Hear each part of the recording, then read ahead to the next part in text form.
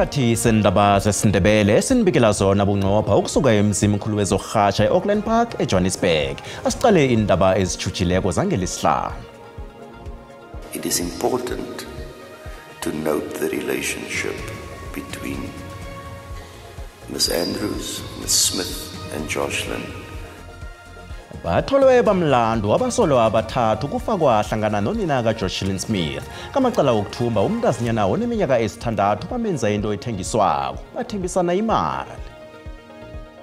Ubugebengu, idakamizwa, human trafficking, shoda wemsebenzi, konke okwenzakala ema-shop. Ihlangano iMachin March ithi ikholekile ngamaphandlanganeno ngokungemthetho. Ithi sele baba nengikhulu begodu baphula nemithetho yelizwe. Lokuhle kakhulu ukuthi last financial year besina 21 abantu abashonile ngemalaria. Kulomnyaka losuvala ku24-25 bawu3 kuphela. Usomkhandlu wezempilo eMpumalanga usasekane manzini ukhuthaza umphakathi ukuthi uzihlolisele ubulwele bemalaria khulukhulu laba ekhe bavakatshela emazweni weMozambique, eSwatini neZimbabwe.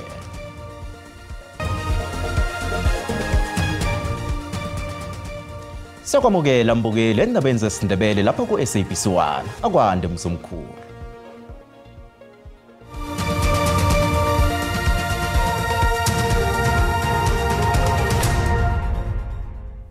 Umndeni wePitori onenyanga ezingaphezulu kwesithandathu ubhalelwa ukungcwaba umntwana wawo ubawe SABC ukuthi usize. Isidumbu sikaKamohelo Nthakong kweminyaka emibili ubudala solo semotshara yombuso ngokuqeda kwemiphumela yokuhlola ifuzo. Umntazinyana lo wabhubhana kutsha umhlahlana ngomnyaka opheleleko ngenyanga kaSewula. La ngasala nakutsho umhlahlana lapha kwabhubhela khona uKamohelo Nthakong weminyaka emibili ubudala. Isihlakalo senzeke ngomhla ka-10 kuSewula ngomnyaka opheleleko. Unina nakaza kuphuma msinyana yokukhelela amanzi. Uthe nakabuyako wathola umhlahlana uvutha amalangabi. Isidumbu sikaKamohelo sesesemotshara bekube nje. Ngwana o ntse dutse moshareng ha sotswe. DNA tester ga hlalosetswa gore na ibuaneng. Umndeni ophatheke kumbi ngesehlakalo lesi kwangangokuthi amanye amalungu omndeni asabhalela ukwamukela ukubhubha komntazinyana nabo. Angilale ebusuku ngalento yalomntwana. Angilale totally. Anede dabena ntshega bohloko. Ha ke khona etsa next. Ha ke goba le bosiu. Amalungu omphakathi abahulumende ukuthi yangenelela sekela umndeni lo. Ubuhlungu ukuthi engqondweni zethu asikafundiseki ukuthi uma kunomlilo kumele usebenze kanjani. Unina uSakhamusela usuthu uthi amaphepha akhe wokuhlala nganeno atsha nakutsho umhlahlana kodwa iziwel church indaba zangikhaya lamnikela amaphepha aqinisekisa ukuthi uze eSouth Africa phambi kokusemthethweni. Kuthe bona iSABC yenza ilandelela amapholisa sikima msinyazana umndeni wanikelwa imphumela yenhlahlubo zefuzo ngelesibili. The results came back on the 22nd of last month, the 22nd of April. I think that's about 2 weeks back, and the results they've confirmed that the mother they are positive. uKamohelo uzokuphekelelwa kuboyisa omkhulu ngomhla ka-16 inyanga le eMamelodi. Umnyango wezempilo eMpumalanga usejimeni lokuyelelisa nokufundisa ngemalaria. Khulukhulu ebantwini ekhe bavakatshela emazweni abomakhelwana afana neMozambique, eSwatini kunye neZimbabwe. Emazweni la kubikwe ukuthi kube nesibalo esiphezulu zezehlakalo eziphezulu zokurhatsheka kwemalaria. Bazihlolisela ukuthi abakathwayeleki ngemalaria njengombana phela iyabulala nange ingakalatshwa msinyazana nawunayo. Amathwayo ukuthi ngenzeka abonyana unayo kubalwa ihloko ebuhlungu, umgomani, ukujuluka, ubuthakathaka bomzimba nokungakhani ukudla. Nangekhe wavakatshela kulamazwe esiwabale ngehla nasithoma lendaba ukhonjelwa ukuthi akhe uyozihlolisa emtholapilo oseduze nawe. Usomkhandlu wezempilo eMpumalanga uthi nokho sehlile isibalo sabaphethwe imalaria. Lokuhle ukuthi kulonyaka losigcina konya lo ama-case 1067. Lokusho kona ukuthi sehla mangakunika from 2017 bekasethu kakhulu. Lokuhle kakhulu ukuthi last financial year besina 21 abantu abashonile ngemalaria. Kulomnyaka losuvala ku24-25 bawu3 kuphela. Amahlelo okufufuzela ngembulalano nwana haye abe sehloko kodwa ngokuchukuluka kobujamo bezulu ukateleleka bonyana umnyango lo ukuthi nebusika nje ufufuzele. Sekunathi imvula even nge-winter. Uma kunathi imvula ema-mosquitoes siba nawo. Uma siba nema-mosquitoes kuyabaluleka ukuthi sifuthe ene lama mosquitoes lawo lesuka siwafutha senda lento esibita sithi i-larviciding. Umkhandlu wabalaphi bendabuko ukhuthaza abalaphi besintu ukuthi abasebenzisane nomnyango wezempilo. We really like to say to abangoma they must go to the clinic or to the hospitals because this pandemic is very dangerous for us as abogogo. Let them transfer their patient to the clinic or to the hospital. Usomkhandlu uchochozela ibumbano emikhakheni yezempilo yakahulumende kunye nengeqadi ukulwisana nemalaria. Umnyango wezempilo uyaraga nokufufuzela ukubulala ingogwana. Iphiko lezokuchuchiswa komphakathi lihlathulule isiqundo sekhoto sokufumana uKelly Smith, uJaquina Police kunye noStefano van Rijn bamlando njengento engeyokugidingwa ngehlangothini lezobulungiswa.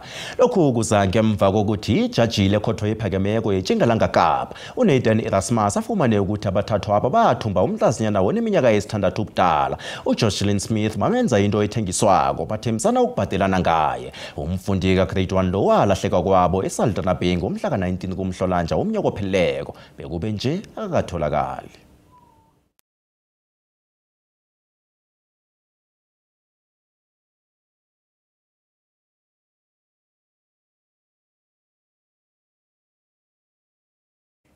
Ihlangano eliswana namaphandle asezoneli ngokungemthetho iMarch namhlanje imashele eDurban City Hall eThekwini. Kenyanga epheleleko ihlangano le yayo ukunikela ngencwadi yenililo kodwa hayi kabe ukufumana impendulo. Ihlangano le ifuna yonke imisebenzi inikelwe izakhamuzi zekhethwabo. Ifuna uhulumende avule ngobutsha imikhakha eyavalwako begodwa ifuna kuqiniswa isandla emaphandleni angene ekhethwabo ngokungemthetho. Human trafficking, shoda wemsebenzi, konke okwenzakala emathashop. Inhlangano zepolitiki ezimbalwa ezifaka nePatriotic Alliance beziyingxenye yomjagalo lo. We want illegal immigrants out of our country. We are calling for the mass deportation of all illegal immigrants. We are calling for our borders to be secured. And that's why we are here, because South Africans want their voices to be heard. Because it looks like the government that came in 1994 is not hearing that voice. Amalunga wenhlangano ezihlukahlukeneko ebeziyingxenye yemachile athi azokujagala bekakhambi wonke amaphandle angasesemthethweni ekhethwapha. By the time you are fighting illegal foreigners, you are not really fighting illegal foreigners. You are fighting your own brothers and sisters. Abadlayo and the footy, they will kill you on behalf of these people. Ezweni lethu abantu bengasebenzi kwenzeka kanjani qasha abantu bangaphandle ile mbuzo kufanele iphenduleke nanokuthi kunabantu bokufika abagcwele manje eindaweni zethu kunenkinga yama drugs ezweni lethu kunenkinga yobugebengu kunenkinga ukuthi now eyibhedlela kunabantu abafika khona ufuna usizo na education esingakwazi ukuthi ba-account ngoba abaziwa banama-document in this country. Ukuthi laba bantu basi-affecta kakhulu kuma-construction and nesikwazi ukwenza into zama-tiles nokwakha nokupenda akanaka kakhulu uhulumeni kabaqashi abenza lezi zinto lezo.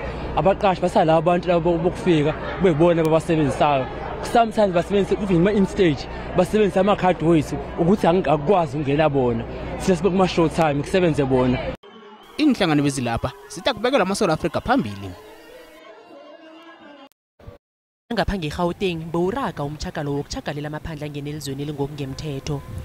Isichema sabachagalaba simachele ePieter Rospal eParktown bachinga endlini yesiphethamthetho sesifunda seJohannesburg. Abanye abangenele umchakalo lo bathi bathwenyeke ngengomuso labendwa babo kanti balila ngentshijilo ezilethwa amaphandla angene elizweni elingokungemthetho.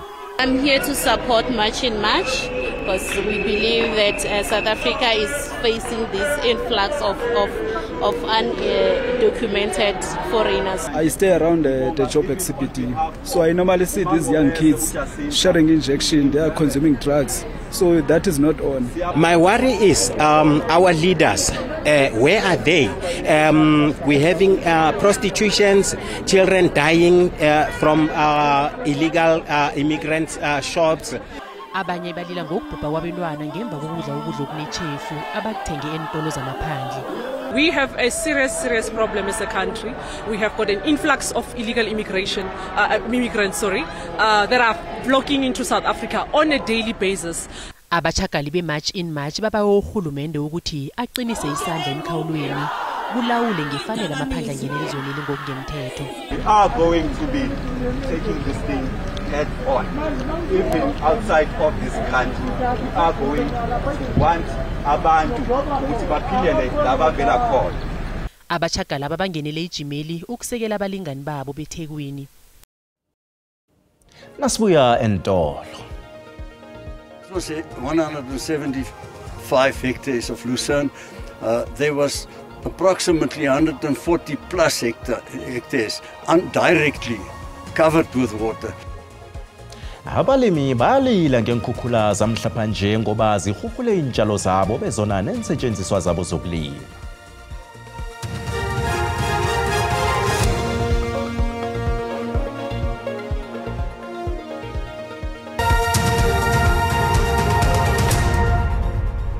Indaba sekhona lapha mbukeli kanina zikuphundileke uyazithola ku YouTube, SABC Plus, TikTok, X na ku Facebook. Asibuyele kule ndaba engakhange idlale. Iphiko lezokutshutshiswa komphakathi lihlathulule isiqundo sekhotho sokufumana uKelly Smith, uJaquina Police kunye noStefano van Ryn bamlando njengento engeyogidingwa ngehlangothini lezobulungiswa. Lokhu kuza ngemva kokuthi ijaji lekhotho ephakemeko eTjingalanga Kapa uNathan Erasmus afumane ukuthi abathathwa aba bathumba umhlazinyana oneminyaka yesithandathu ubudala. uJocelyn Smith wamenza into ethengiswako bathembisana ukubhadelana ngaye. Umfundi ka-grade 1 lo walahleka kwabo eSaldanha Bay ngomhla ka-19 kuMhlolanja womnyaka opheleleko bekube nje akakatholakali. Nakulandelwa ubufakazi obuvezwe phambi kwekhotho nakulalelwa icaleli, ijaji uErasmus ufumene ukuthi ihlelo, ihloso nendlela yokulahleka kukaJocelyn kufakazelana nobufakazi bamacala abekwe abathathu aba. It is important to note the relationship between Ms. Andrews, Ms. Smith and Jocelyn. Ikhotho ithole ukuthi indlela uSmith noApolice abenza ngayo ngemva kokulahleka kukaJocelyn itshengisa ukuthi bebazi ukuthi kwenzakalani ngaye. Uthi ubufakazi butshengisa ukuthi akhenge bazibandakanya ekufuneni umntwana lo begodu bazilalela kamnandi ingasuthi akunanto yenzekileko. Kanti uSmith wabe wabonakala gida kamnandi emnyanyeni othileko lapha ebekunesiqhema sabavumi khona ngemva kwamalanga umntwana wakhe alahlekile. As what he found strange, here we have a mother, but she's not asking for an update on the investigation or what new information is available, but rather she said that Jocelyn made her famous. Uthi ikhotho beyinobufakazi bombuso kwaphela ngombana abathathu aba bakhethe ukuthula akhenge bafune ukwethula ubufakazi. Isiqundo esi samukelwe ikhotho ngokubetha izandla. Kanti ugogo kaJocelyn uthi batsho imibuzo ebanayo ngokulahleka kwaJocelyn solo ayikaphenduleki. Iphiko lezokutshutshiswa komphakathi lihlathulule isiqundo esi njengethwayo elikhulu kezobulungiswa. Amapolisa athi iphenyo ngokulahleka kwaJocelyn angeze lajama nanyana sekukhutshwe isahlulelo sekhotho esi.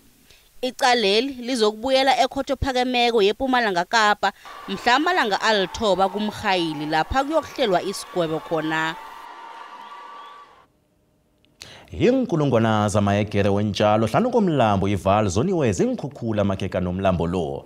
Abalimi abatshele iLucerne nenhlumaya endaweni eziseBloemhof neChristiana eTlhagwini Tjingalanga ngibo abathindeke khulu. Abanye babo abazokuba nemali yokutshala ngobutsha.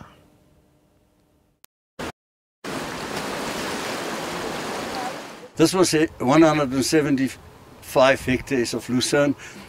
There was approximately 140 plus hectares directly covered with water. Ihlekelele yamambala lapha.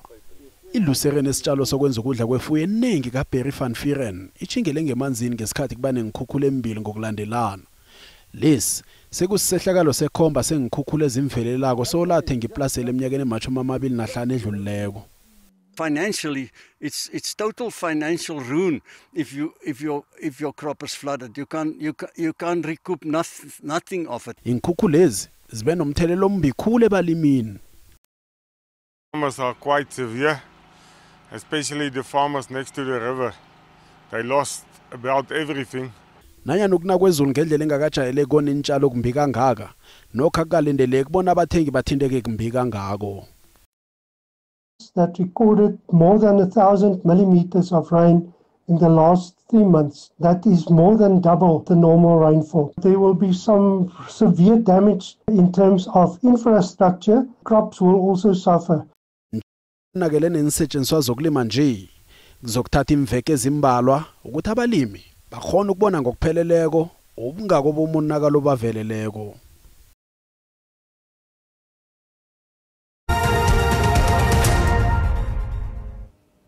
Kezemali iranda liqinile nalinganiswa nezinye imali ezinkulu.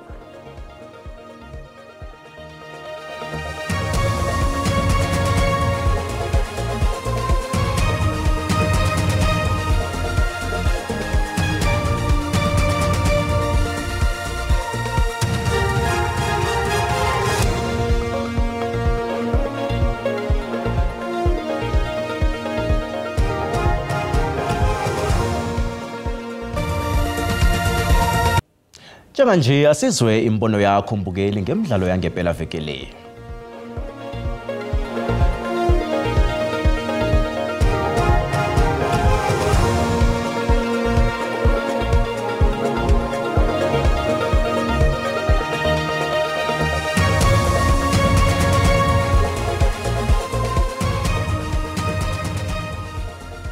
Inkinga iba usonompempe ngoba baba nemaphutha lamanyende kakhulu.